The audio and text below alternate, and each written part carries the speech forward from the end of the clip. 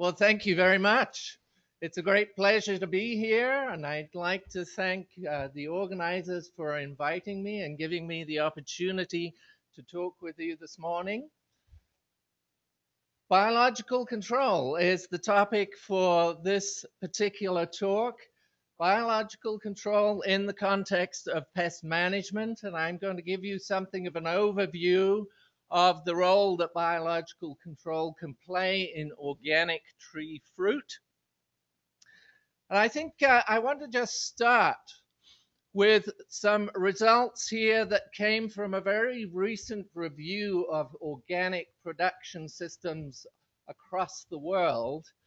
And the interesting part of it was that it gave the impression, at least, that organic fruit and perennial organic fruit in particular are unique in that these crops can achieve almost as high a yield under the right circumstances as conventional production systems can do. And that came from a nice little review that was in Nature just recently, showing you that the yield gap for perennial fruit systems, comparing organic to conventional, in certain parts of Europe and North America can be very minimal. And that's really intriguing, and that gives us the potential for organic production to play a much greater role. As we have heard already this morning, marketing needs good yield to reduce the difference in costs. And we tend to think that because organic systems are based on a very different principle of production, that it's the management of water, the management of nutrients that are contributing most to yield. But of course, we have to remember that it's control of pests and diseases that can impact yields just as much as nutrients. And so we have this background that pest management in these tree fruit systems must be effective, at least in some localities under some circumstances. And I want to go through with you what some of those circumstances can be and how we might be able to enhance our ability to effectively manage these pests in organic systems. And so I want to start off by reminding you that organic production is all about the natural ecosystem services that are inherent to agricultural production. Conventional systems tend to neglect ecosystem services, these natural biological processes that can enhance our ability to produce fruit effectively. But organic agriculture really capitalizes on these ecosystem services, one of which is the biological control of pests. And that's what I want to focus on for the rest of this talk. Back in 2005, there was this conceptual idea of how pest management, the management of arthropod pests, works under organic production systems. The first phase here is the prevention of pest damage. The prevention of pest damage is based on selection of resistant cultivars, as we've heard already earlier this morning. The management of soil fertility probably plays an increasingly important role in pest management, one that we do not understand very effectively, but it plays a greater role than we might anticipate in determining the susceptibility of our tree crops to potential pest damage. Beyond these preventative approaches to pest management, you have the second phase, the third phase, and the fourth phase, and these are curative measures for managing pests in organic systems. from vegetation management, biodiversity enhancement, to, whoops, sorry, pressing the wrong button there, to inundative and inoculative biological controls and other approaches to biological controls, to the top tier here, which is resorting to the use of organic pesticides. But throughout this system here, there's quite an emphasis on the role of biological control as one of these biological ecosystem services that are inherent to agricultural production.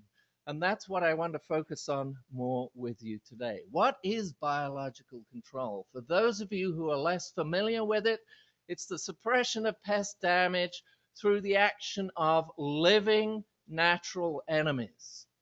And natural enemies, you think, that's fine, but what are these natural enemies? These natural enemies are parasitic wasps that you see here, beautiful little things, come in such a variety of shapes and sizes and biological beauty. They are fascinating creatures. Little tachinid flies, these are parasitoids that you tend not to be so familiar with. We've got a range of different predators, and of course, all of you are interested in organic production, so you'll instantly recognize each of these key players in organic systems. There will be a test at the end of this session to see how many of these guys you might recognize. So pay attention. Whoever has the computer, could you go down to this part here and we'll just click on a button that will apply here. I want to just show you some of these. If you click on that, it'll start the video. This is a predatory mite. Predatory mites play a really key role in the management of spider mites in our tree crops. You'll see this little guy come across the egg of the spider mite, and it's sucking it out at incredible speed because it's 4 times as fast as natural, just to make it a little more interesting. And then it comes along and again is looking for more prey. Wow, this one's running away. That one's not so easy to capture as the egg, the immobile egg stage. And it's a bit of a chase for this one. But in the end, the predator gets its prey, grabs it by the leg, and can suck the contents of that prey out from a single leg.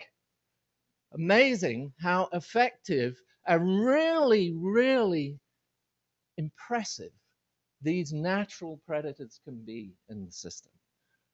The parasitic wasps, if you could go down to the bottom of the screen again and just click on that bottom left-hand side. Parasitic wasps are the other real key players in a biological control system. This is a parasitoid of leaf miners, and you will see the ovipositor here that the wasp has. This is used to insert an egg into the leaf mine where the leaf miner is developing inside the lamina of the leaf. Here's the egg that is, the young larva that's hatched from an egg laid near this leaf roller host. The larva is feeding externally on the surface of its host. It's growing larger and larger until it is full grown. This activity is very, very rapid. It all happens within the space of 2 or 3 days. The fully grown wasp larva has killed its host at that stage, and it then pupates. And the pupa is this transformation stage. It darkens as it ages, and then eventually the new adult wasp cuts its way out of the leaf mine and emerges onto the surface of the leaf, where that new adult is then able to attack a series of new additional hosts. You don't tend to see these things in the orchards as you're walking through, but these guys are active in our orchards all the time. We don't see it, but it's that unseen natural biological control that plays a really, really important part for us in our management of pests in organic systems. In addition to predators and parasitoids, there are also disease-causing microbes that play an important role in biological control. I don't have a little video for you of that, but this is a very typical symptom of a caterpillar larval stage of a moth pest that has been killed by a viral disease. The caterpillars feed on the leaves. They feed on the viral particles that are on the surface of the leaf. As those particles get inside the gut of the caterpillar, they work their way through the gut wall and they get into the nuclei of the cells where they replicate very, very rapidly, transforming a live larva into a viral soup. It's a very impressive system, and these viruses can play a really important role for us. So how do we make use of these natural enemies? We make use of them through three approaches to biological control: importation for invasive pests, augmentation, and conservation. And I just want to give you some quick examples of these so that you get a feeling for how this works. One that applies to California in particular and the walnut orchards that I tend to work in is the walnut aphid. The walnut aphid used to be considered a primary pest in walnut production in California in the 1950s and the 1960s. There's a little parasitic wasp that was found in Iran, the region of origin of the walnut aphids, and this little wasp was imported from Iran, released into California in 1969, and since then has provided exceptionally effective control of walnut aphids in both conventional and organic production systems. A very, very effective control by taking a specialized enemy from the region of origin of an invasive pest. And that's a very effective approach that can be used for invasive pests. And with our increased degree of world trade and travel, invaders are becoming the norm these days. We see new invasive pest species all the time. And so importation of specialized natural enemies is a very effective way to deal with new invasive pests. Augmentation is the mass production, the commercialized production of natural enemies for inoculation into crops early in the season, or inundation, the use of natural enemies as biological pesticides. One of the best examples of this practice is again from California in citrus production. Citrus production, one of the key pests there is California red scale. It's an exotic invasive pest, and this particular parasitoid, Aphelinus, Aphytis malinus rather, was brought in from China. It was very effective in the coastal regions of California, but in the southern part of the San Joaquin Valley, it was produced by a grower cooperative, mass producing these parasitoids and releasing them. 250 different growers, 8,000 acres of citrus production. They were releasing parasitoids every 2 weeks through a large part of the growing season to manage this important insect problem. It was a great success because the parasitoid is very effective. There are lots of natural enemies that are mass produced and made commercially available. It does not mean that every one of those is a technically effective biological control. Some of the mass-produced natural enemies are not as effective as this little wasp was, and so they're not always such an effective control technique to use in an augmentation program. Conservation. This is probably the single most important approach to biological management of pests in our tree fruit. It tends to be underemphasized because we understand it less well as an approach to biological control than some of the other approaches. But here's a great example from Washington State here. Spider mites, that little video of the predatory mites sucking out the eggs and chasing down the mobile stages of the spider mites. Western predatory mite in our tree fruit orchards is a really key natural enemy. It will manage spider mite populations in all our tree crops if we give it the opportunity. But there are so many ways in which you can disrupt that naturally occurring biological control. And the most common way in which it is disrupted is through use of pesticides. Pesticides that will kill the predatory mite and allow the spider mites to be released from their biological control.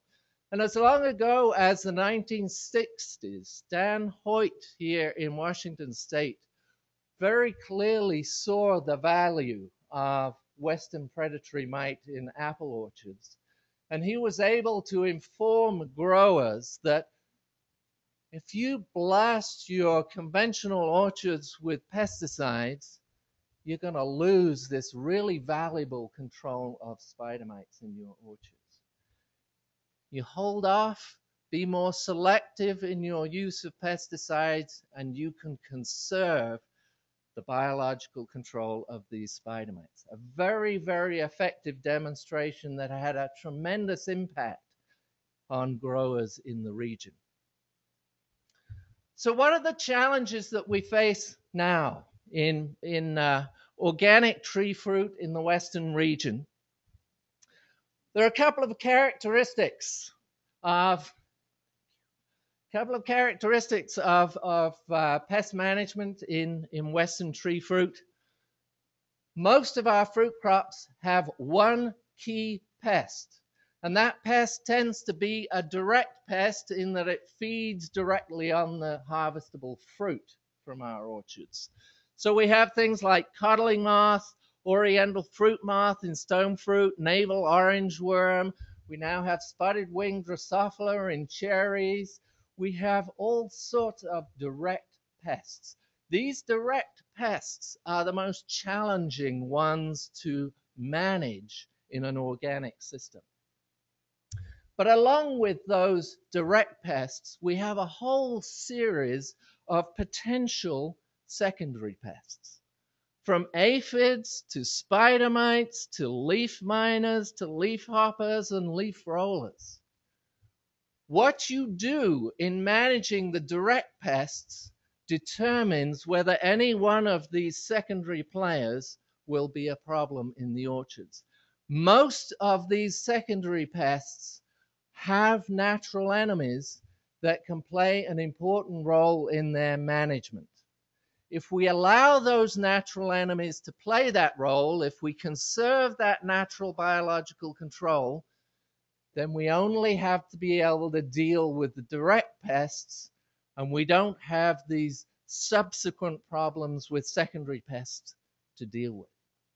Well, one of the biggest changes in pest management in the Western region, across the world actually for that matter, is that in the 1990s, starting in the early 1990s, we got the opportunity to manage our direct pests in Western tree fruit in an alternative way that was less reliant on the use of insecticides. Most direct pests have been managed with insecticide sprays, but in the early 1990s, pheromone-based mating disruption became a reality and became implemented, and ever since the early 90s, improved pheromone-based mating disruption programs have been implemented in a number of our Western tree fruit crops. These ties or puffers that release pheromone are very effective in managing these direct lepidopteran pests in our tree fruit crops.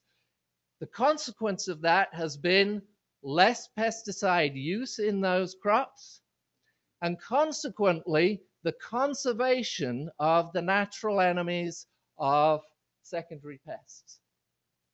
A great example of that is this little parasitoid here. Leaf miners in apples in the Pacific Northwest here in the 80s, early 90s used to be considered to be quite a problem, quite an important problem, something in need of management.